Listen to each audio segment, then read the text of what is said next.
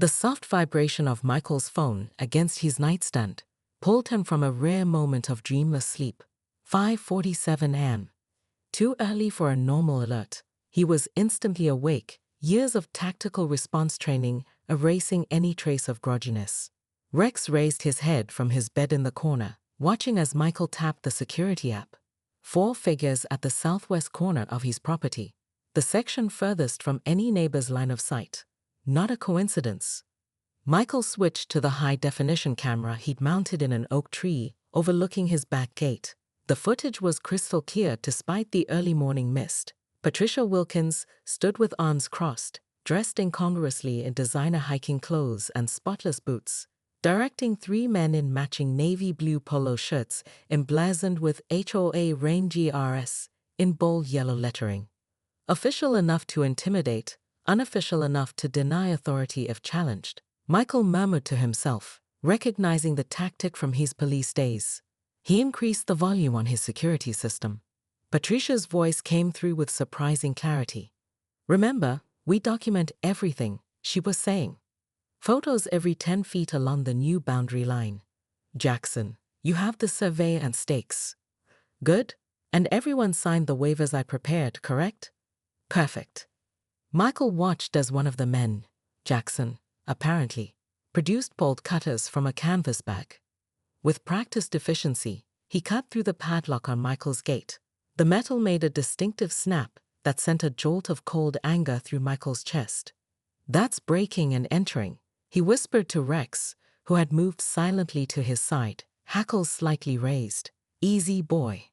Michael had specifically scheduled his monthly VA appointment for yesterday, and his truck had been gone overnight for service, a fact Patricia had clearly noted. He hadn't anticipated returning early when the doctor cancelled, or spending the night in his own home without his vehicle in the driveway. On screen, the group moved methodically onto his property. The tallest man carried surveying equipment, setting up a tripod near Michael's prized red oak. Another man, whom Michael recognized as the brother of City Councilman Evan Drake, carried a camera with an expensive telephoto lens, documenting the process with the seriousness of a crime scene photographer. The third man moved with authority, hammering metal stakes into Michael's carefully maintained lawn. Each stake bore a small orange flag that fluttered in the morning breeze. They were creating a new property line that cut nearly 50 feet into his land. Michael switched camera views, watching as Patricia consulted what appeared to be official documents. He zoomed in, his jaw tightening as he caught a glimpse of a forged county seal. 3 tours in Afghanistan and 20 years on the force had taught Michael to recognize genuine threats.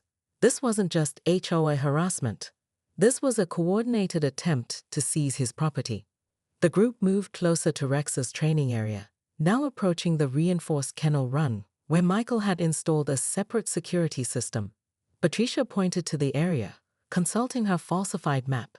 Even from the camera view, Michael could see the satisfaction on her face as she marked something on her clipboard. "They think we're not home, Rex," Michael said softly, scratching behind the shepherd's ear. "Time to decide how we play this." His first instinct was to call the police, but he knew how this would look. An HOA dispute, a retired cop possibly overreacting. By the time officers arrived, the damage would be documented, the narrative established. He'd seen this tactic before, just never from the receiving end. Michael watched as Patricia took a measuring tape to his kennel run, making exaggerated notes. When she casually removed one of his K9 officer on premises, no trespassing signs, and handed it to Jackson, who tossed it dismissively into the woods, something hardened in Michael's expression. "That's enough," he said, reaching for his tactical vest hanging by the back door. "Rex, gear up." Michael Ree's hand still trembled sometimes when thunder cracked overhead, a souvenir from the night a raid went wrong, and his K9 partner, Rex, saved his life by taking a bullet meant for him. Tonight was one of those nights. As lightning illuminated his bedroom in harsh flashes, Michael sat upright against his headboard, breathing deliberately through the memories. "Easy, Rex," he murmured to the German shepherd lying vigilant at the foot of his bed. The dog's ears twitched at his voice, intelligent eyes fixed on his master's face. Even after 3 years of retirement, Rex maintained the alertness that had made him legendary in the department. Michael swung his legs over the side of the bed, his left knee protesting with a familiar ache, another reminder of that night. The doctors had said he might never walk normally again. They hadn't accounted for his stubbornness or Rex's unwavering presence during physical therapy. "Come on, buddy. Neither of us is sleeping tonight." The pair moved through the darkened house with practiced ease. Michael's home, a rustic 3-bedroom ranch on the outskirts of Pinewood Estates, had been meticulously modified for both security and rehabilitation. Reinforced doors, specialized locks, and a state-of-the-art security system bordered on paranoid to outside observers. But to Michael, they were simply necessary. In the kitchen, Michael flicked on the single light above the island and reached for his logbook, a habit from his professional days that he couldn't shake. He documented everything: security checks, Rex's training progress, neighborhood activities, and increasingly, interactions with the Homeowners Association. June 15, 2025, 200 hours. Security perimeter intact. Rex alert but calm. He glanced at yesterday's entry, which detailed Patricia Wilkins' second courtesy visit that week. The HOO president had appeared at his door and announced, pearls gleaming against her cardigan, clipboard clutched like a weapon. Her smile never reached her calculating eyes. "Mr. Reeves," she'd said, "we've received several complaints about your modifications." Her gaze had drifted to the security cameras mounted discreetly at his entryway, then to Rex sitting perfectly still behind him. Michael ran a hand over his short-cropped hair, still maintained in the military style from his 2 tours overseas before joining the police force. The rain intensified outside, drumming against the reinforced windows. He'd chosen this property specifically for its isolation, the 3-acre lot backed up to protected woodlands that couldn't be developed. The deed had mentioned nothing about an HOA, a fact his realtor had confirmed before purchase. Yet somehow, 6 months after moving in, Patricia Wilkins had appeared with documents claiming his property fell under Pinewood Estates jurisdiction due to a recent redistricting. Michael moved to the back door, Rex shadowing his steps. Together they stood, looking out at the training course he'd built, an elaborate setup of tunnels, barriers, and scent training stations that kept Rex's skills sharp. The neighbors whispered about it, he knew, just as they whispered about the midnight training sessions and the way the former officer seemed to communicate with his dog through signals invisible to others. "They don't get it, do they, Rex?" Michael said softly, scratching behind the shepherd's ears. "This isn't just for us. It's insurance." Rex leaned into his touch, a rare moment of vulnerability from the disciplined animal. The bond between them transcended typical handler-canine relationships. They'd saved each other's lives more times than either could count, first in the line of duty, and then, perhaps more importantly, in the quiet battles of civilian life. Thunder boomed again, closer this time. Michael didn't flinch, neither did Rex. Progress, he thought. Slow but steady. His security tablet chimed with a perimeter alert. Somewhere along his property line, a sensor had been triggered. Michael's relaxed posture instantly shifted as he pulled up the camera feeds, Rex already on alert at his side. Through the rain-streaked lens, he caught a glimpse of a figure moving along his fence line. Not wildlife. Human. "Looks like we've got company, Rex," Michael murmured, his tremor suddenly gone. "Let's go welcome them properly." Patricia Wilkins' corner office in the Pinewood Estates Community Center overlooked the neighborhood with the same meticulous scrutiny as its occupant. Her desk, an imposing mahogany piece that dominated the room, was arranged with military precision, files alphabetized, pens perfectly aligned, and a single framed photo of her receiving the HOO President of the Year award 3 years running. "He's becoming a problem," Patricia said, tapping her French manicured nail against Michael Reed's file. Across from her sat Howard Jenkins, a nervous man with thinning hair who served as the HOA treasurer primarily because no one else wanted the job. The retired cop. Howlett shifted uncomfortably. "His property is always immaculate. I'm not sure." "Immaculate is not compliant," Patricia cut in. "That security fence exceeds our height restrictions by 18 inches. The training equipment in his backyard violates our outdoor storage policies. And now he's refusing to pay the fines we've levied.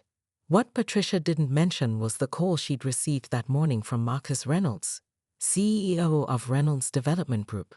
The deal to sell the undeveloped woodland behind Pinewood Estates, including what she was now claiming was common land behind Michael's property, would net her a personal consulting fee of $175,000. A fee that would conveniently solve the underwater mortgage issue on her Mercedes and beach condo that no one in Pinewood knew about. But he has city permits for the fence, Howard pointed out, immediately regretting his words when Patricia's eyes narrowed. City permits don't override our covenant, she replied icily. Besides, there's a more pressing issue. Our new survey indicates his property line encroaches on HOA common land by nearly an acre. She slid a map across the desk. Howard frowned at it, noticing something odd about the property lines, but unable to articulate what seemed wrong. I don't remember. It's the official survey, Patricia interrupted again. I had it done last week. What she didn't reveal was that the surveyor was her brother-in-law, or that the original plot plans had been digitally altered. The subdivision of Michael's land was crucial to the commercial development deal. Reynolds needed that specific acreage for access to the main road. Outside her window, Patricia watched as Michael's truck pulled into his driveway. His routine was predictable. Home by 6, dog training from 6:30 to 7:30, security check at 8. She'd had him under observation for weeks. Patricia's phone buzzed with a text from Reynolds. Any progress on the holdup property? She typed back quickly. Handling it. We'll have documentation by Monday. We need to move quickly, she told Howard, closing Michael's file with finality. I'm calling an emergency HOA meeting for tomorrow evening. We'll vote to reclaim our property. Shouldn't we notify all homeowners? Howard asked, a rare moment of backbone. The bylaws require. We'll send an email. Patricia waved dismissively. If people don't check their emails regularly, that's hardly our fault. After Howard left, Patricia opened her laptop to a folder labeled Pinewood Commercial Expansion. The architectural renderings showed a sprawling strip mall where the wooded area currently stood, with a prominently placed Reynolds Plaza sign at the entrance. The access road cut directly through what was currently Michael Reeves' backyard. She picked up her phone and made another call. Jackson, it's Patricia. I need your security team for a property inspection on Saturday morning. Yes, the difficult one I mentioned. No, he doesn't need to be notified. We have HOA authority. She smiled as she hung up, glancing at the special HOA Rangers polo shirts she'd had printed for her team of enforcers, her brother-in-law's security company employees, who moonlighted for cash when needed. The shirts looked almost official enough to be mistaken for actual authority. By Monday, Michael Reeves would be facing so many violations and fees that he'd have no choice but to comply or move. Patricia had done this before. Nobody stood against her for long, not even ex-cops with scary dogs. As storm clouds gathered outside her window, Patricia opened her calendar and circled Saturday's date in red. Reeves Property Reclamation. Police sirens wailed in the distance, growing steadily louder. Michael stood with perfect posture, one hand casually resting on his smartphone as it continued recording, the other hanging relaxed at his side, fingers positioned for instant signals to Rex if needed. The German Shepherd maintained his containment formation, motionless except for his alert eyes tracking every subtle movement of the trespassers. You've made a serious mistake, Patricia hissed, attempting to reclaim her authority despite her visibly shaking hands. The HOA has jurisdiction here. When the police arrive, you'll be the one facing charges. Michael's expression remained impassive. Is that what you told the Reynolds Development Group? That you had jurisdiction to sell them access through my property? Patricia's face drained of color. I don't know what you're. The email was sent to Captain Rivera by mistake. Michael interrupted calmly. Apparently, someone in your office confused m.reeves at pinewood.gov with m.reeves at pinewoodestates.org when copying all parties on the development contract. This was a tactical bluff, one of many techniques Michael had perfected during interrogations. But Patricia's reaction confirmed his suspicions. The mysterious figure he'd spotted during the storm had been conducting a property assessment, and the pieces had fallen into place during his sleepless night. 2 police cruisers pulled up to the front of the property. Michael recognized the lead car immediately. Captain Elena Rivera, his former supervisor and one of the department's most by-the-book officers. Perfect. Rex, stand down. Position 2, Michael commanded.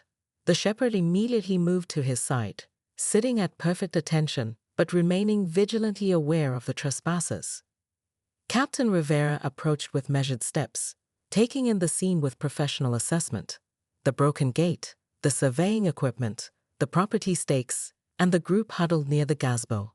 Officer Reeves, she nodded respectfully, using his former title as she always did. Quite a situation you have here. Breaking and entering, destruction of private property, attempted land fraud, and conspiracy at minimum. Michael replied with the precise terminology of an experienced officer giving a situation report. All documented.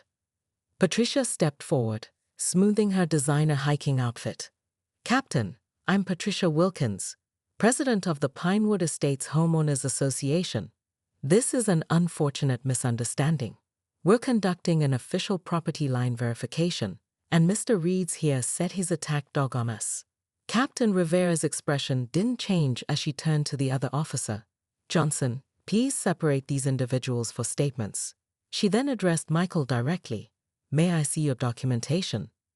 With methodical precision, Michael presented the evidence he'd compiled, his property surveys certified by the county, the security footage showing the break-in with timestamps, the certified letters he'd sent to the HOA board warning against trespassing, and, most damning, the email chain accidentally sent to his old department address outlining Patricia's arrangement with Reynolds Development Group. Your dog is still certified? Rivera asked quietly as her officer led the rangers toward the cruisers for questioning. Annual recertification through Westfield K9 training. All documentation current, Michael confirmed. Echo 7 protocol only. Containment, no contact. Rivera nodded, understanding the significance. Echo 7 was a legitimate police containment technique, not an aggressive action. Smart. As Patricia was being questioned by Officer Johnson, her phone chimed with an incoming call. The caller ID displayed prominently on her screen. Reynolds Dev. I believe you'll want to take that as evidence, Captain, Michael suggested. I suspect the timing isn't coincidental. Rivera raised an eyebrow but followed procedure, securing the phone and noting the caller.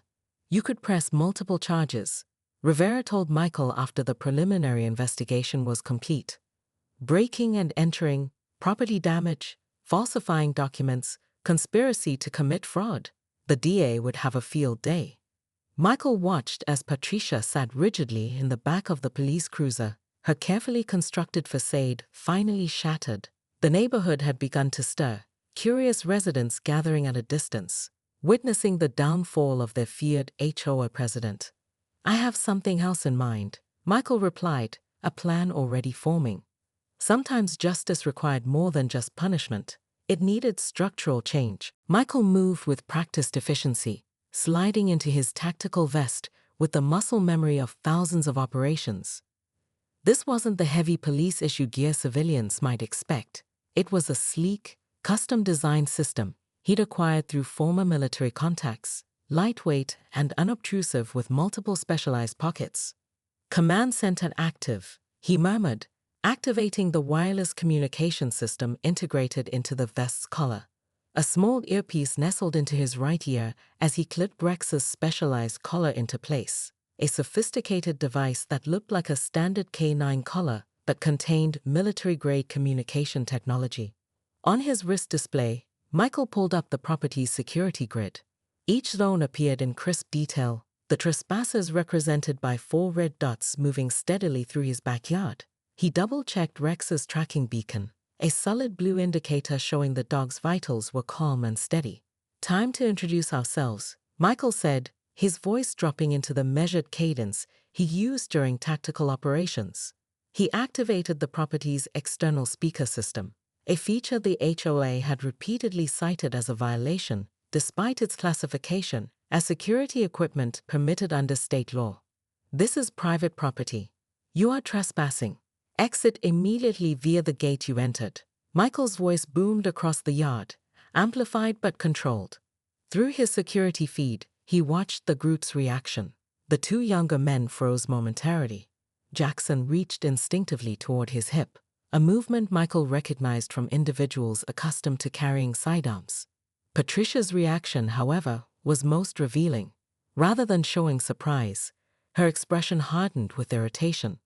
"We're conducting official HOA business, Mr. Reeves," she called out, scanning the property for cameras. "Your presence is not required.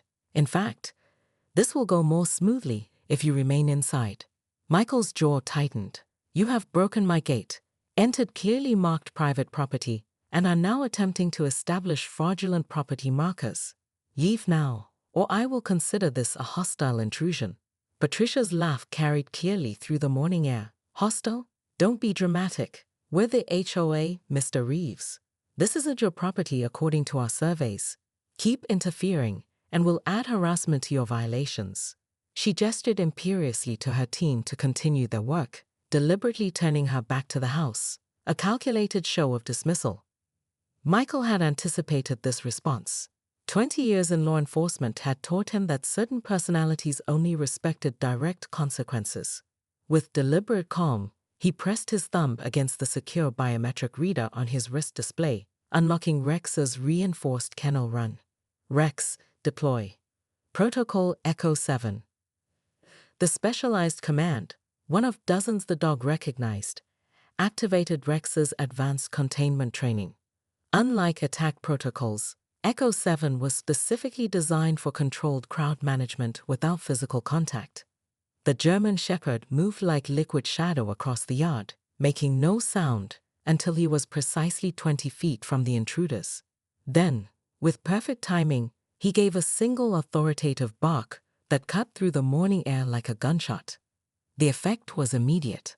The surveyor dropped his equipment, Jackson stumbled backward, and the photographer spun so quickly he nearly fell. Patricia's composed facade cracked visibly as she clutched her clipboard to her chest. What happened next demonstrated why Rex had been considered the department's most valuable canine asset. Instead of charging or threatening, the Shepherd executed a perfect perimeter establishment, moving with precise, measured strides to create a boundary between the trespassers and both potential exit routes. He never bared his teeth or growled. He didn't need to. His controlled presence and unwavering focus communicated more effectively than aggression ever could. Through his earpiece, Michael issued a series of subtle commands, whistles and clicks inaudible to the trespassers, but perfectly clear to Rex's trained hearing. The dog responded with machine-like precision, gradually tightening the perimeter until the group was effectively contained near the garden gazebo. "Mr. Reeves." Patricia's voice had lost its authoritative edge. "Call off your dog immediately. This is assault." Michael emerged from the side door, smartphone recording in hand, walking unhurriedly toward the group. Rex maintained his position, adjusting only when Michael gave an almost imperceptible hand signal. "Rex hasn't touched anyone," Michael replied calmly. "He's simply securing trespassers until authorities arrive. I believe that's still standard procedure for breaking and entering."